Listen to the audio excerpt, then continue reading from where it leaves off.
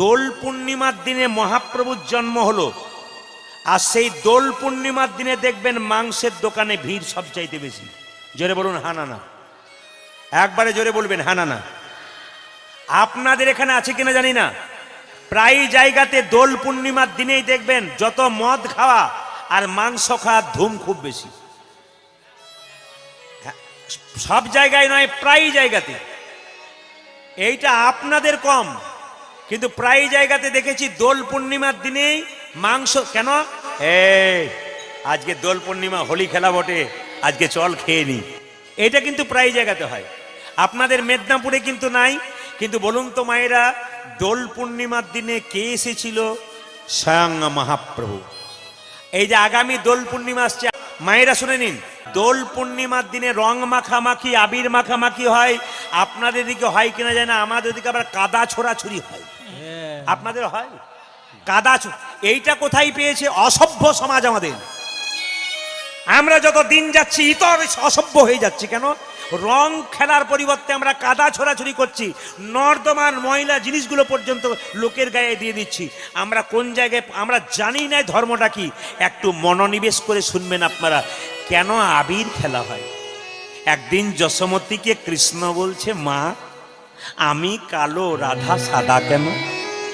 ও মা আমি কালো শ্যামবর্ণ, রাধা এত ফর্সা কেন?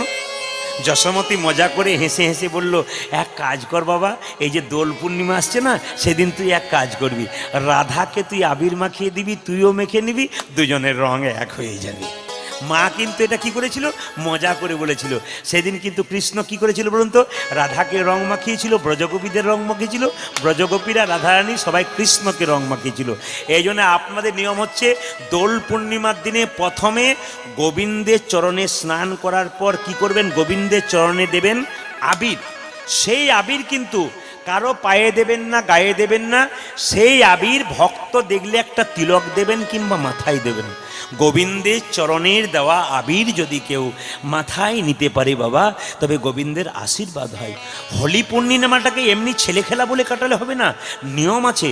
দেখুন বৃন্দাবনে হোলি পূর্ণিমাতে 21 দিন ধরে উৎসব হয়, এবং হোলি পূর্ণিমার আগে একটা উৎসব হয় বৃন্দাবনে। আপনার নামটা জেনে নিন, আপনারা কেউ জানেন না, জানিয়ে দিই। নামটা হচ্ছে লাঠ উৎসব। লাঠ উৎসব মানে কি বলুন তো? লাঠি উৎসব। লাঠ উৎসবে ভালো নাম লাঠি উৎসব। কিরকম? মানে গোবিন্দ বাস করত বৃন্দাবনের নন্দগাঁওয়ে, আর রাধারানী বাস করত বর্ষানাতে। এদিকে বৃন্দাবনের পাশে একটা গ্রাম ছিল, তার নাম বর্ষানা, আর কৃষ্ণ বাস করতো বৃন্দাবনে।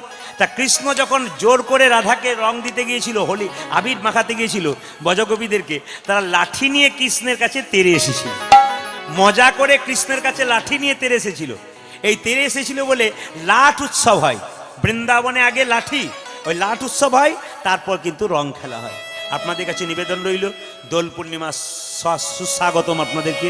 আপনার সুন্দর করে পালন করুন। সেদিন বাড়িতে নিরামিষ করুন, সব সন্তানদেরকে বুঝিয়ে দিন কাদা ছড়া নয়, রং খেলতে হয়, ভক্তি ভরে খেলতে হয়। কাউকে জোর করে চোখে দিতে নাই, সুন্দরভাবে দিতে হয়, মার্জিতভাবে দিতে হয়। মার্জিতভাবে পালন করুন ধর্ম।